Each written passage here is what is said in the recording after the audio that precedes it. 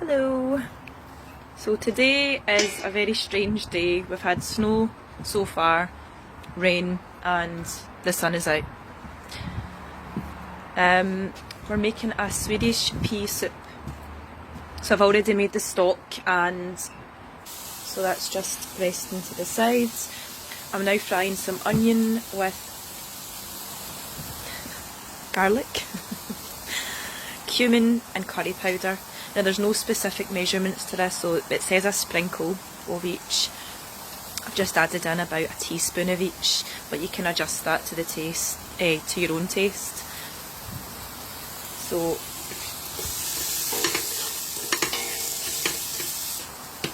we're just going to fry the onion, and then we're going to add in frozen peas and the stock.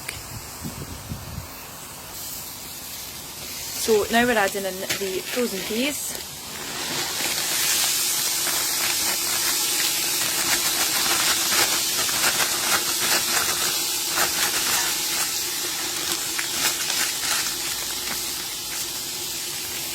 And the stock.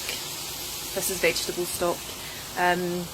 This is 2 litres in here, but again you can adjust this. Oops.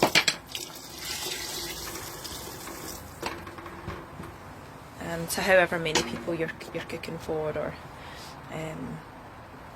so I've just added in about 1.5 litres in here. I don't want to use all of it, and we're just going to let the frozen peas defrost and cook and simmer for, doesn't say in the book, but probably I would say about 15 minutes, and then we're going to add in sun-dried tomatoes, which I've already prepared.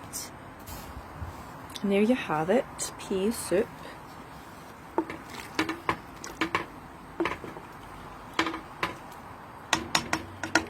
And this will need to be blended down.